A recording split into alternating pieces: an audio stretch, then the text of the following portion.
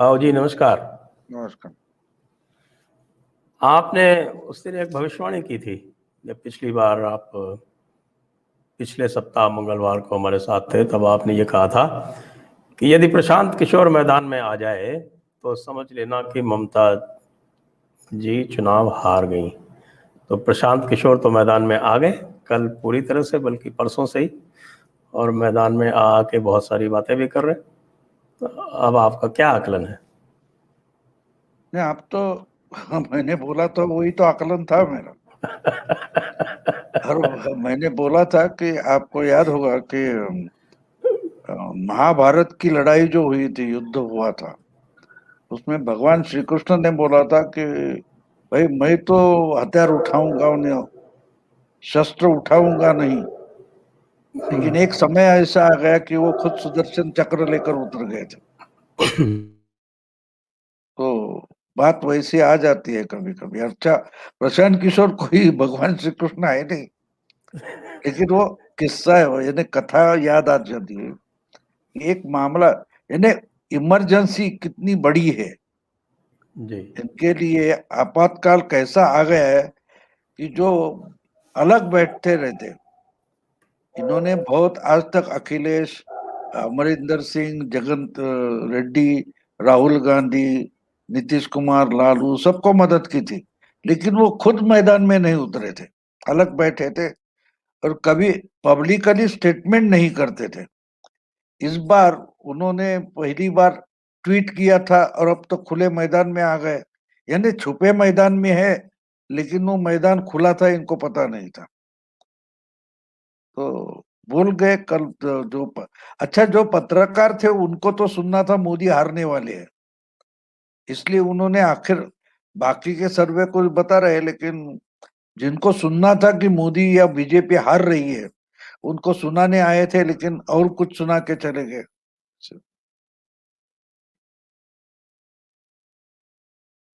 क्या लगता है?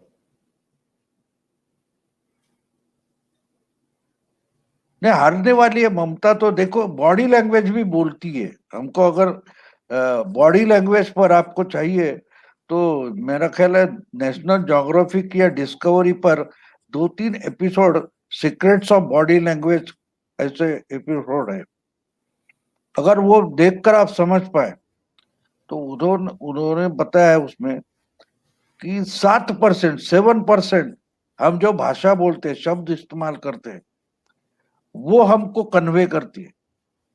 और अगर आप शब्द निकाल दे तो 93% हमारी बॉडी सामने वाले को कुछ बता दी है।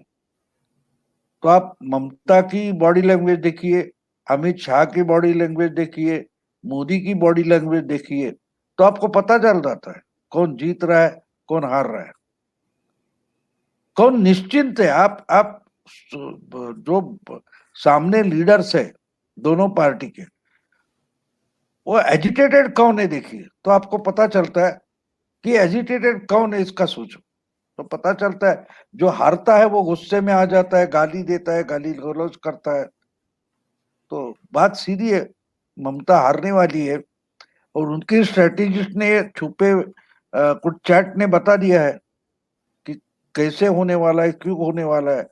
तो उससे सबसे अच्छा विश्लेषण उनका मानना चाहिए, हमारा नहीं।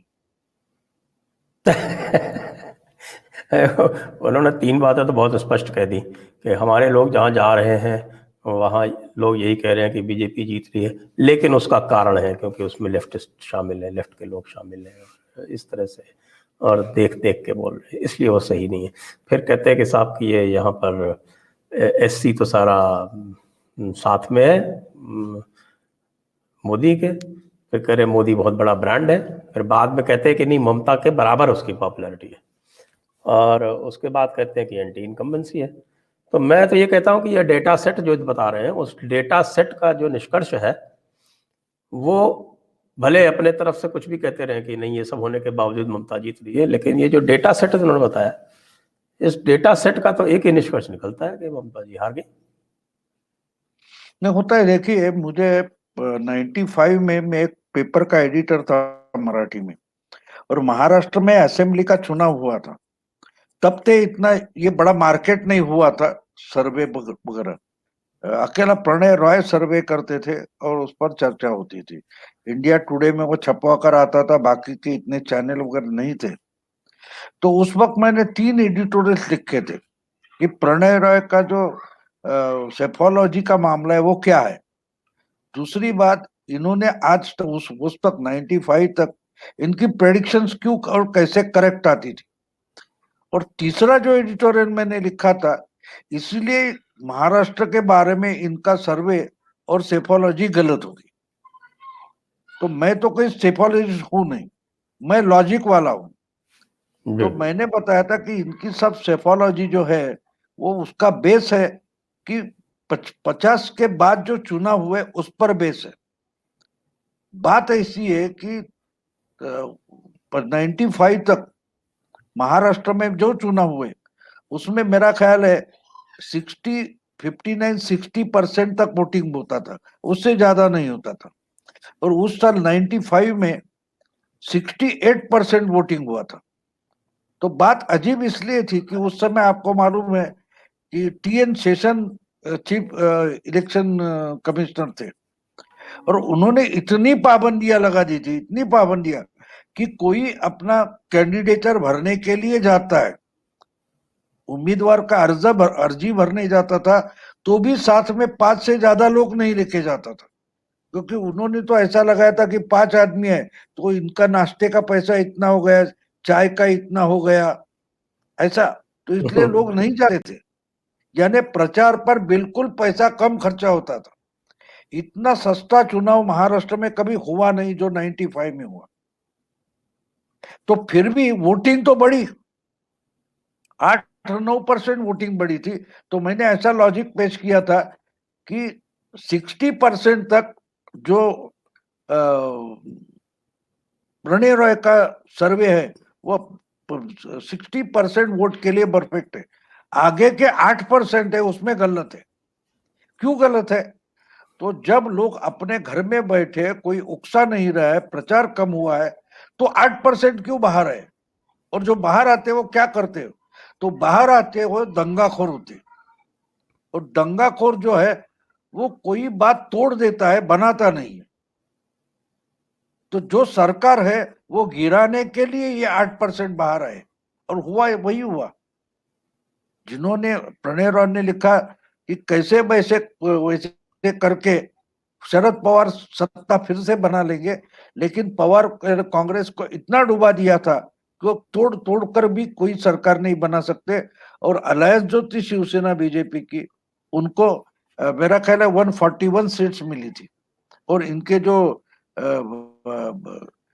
गुस्से में खड़े हो गए थे, ऐसे कुछ 3 आ गए थे, तो 144 उनके आ गए थे। तो जो लॉजिक था वो मैं बोल रहा हूं।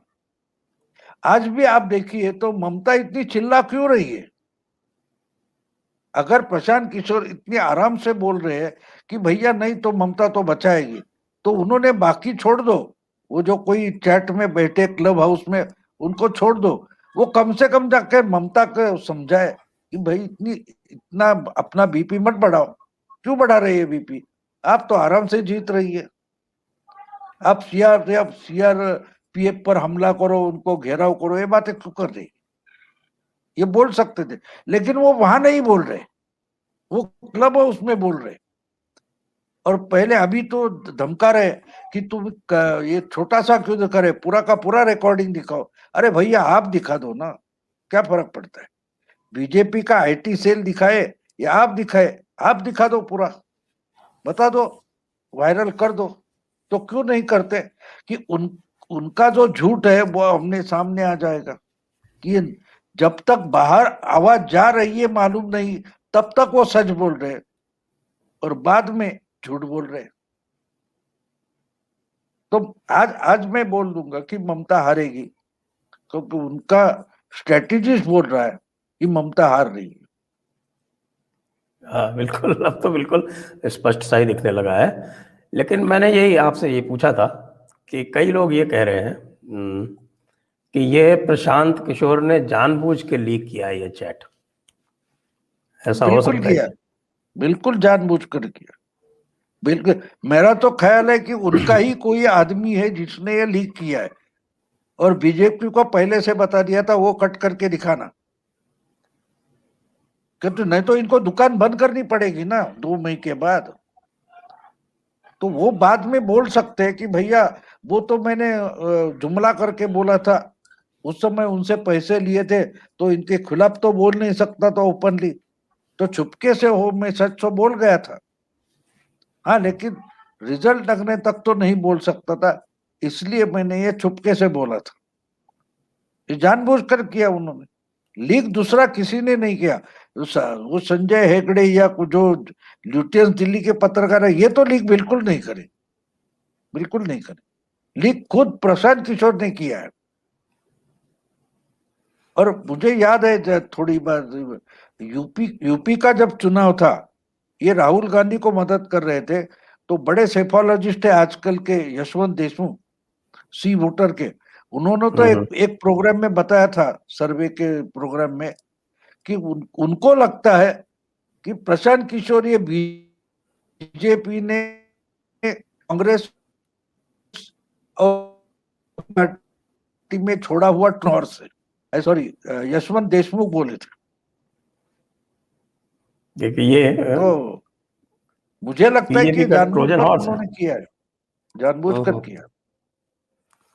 हाँ, ऐसा यशवंत देशमुख बोले थे, मेरा नहीं है, हाँ हाँ, यशवंत देशमुख का एक कमेंट था कि ये है कि इनका ट्रोजन और हॉर्स है। उसका फायदा तो बीजेपी को हो गया यूपी में। देखो, स्ट्रैटेजी अगर आपकी गलत होती जाए तो सामने वाले को उसका ज्यादा फायदा होता है। और प्रशांत किशोर की एक बात और समझ लो, प्रशांत किशोर ये मार्केटिंग करने वाला है, वो कौशल या स्किल डेवलप करने वाला नहीं। प्रशांत किशोर जो आपका माल है वो अच्छी ढंग से बेच सकता है, लेकिन माल अच्छा होना चाहिए।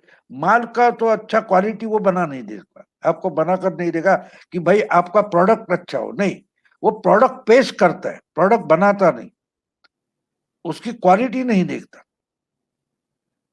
ये बात आपकी बिल्कुल सही है।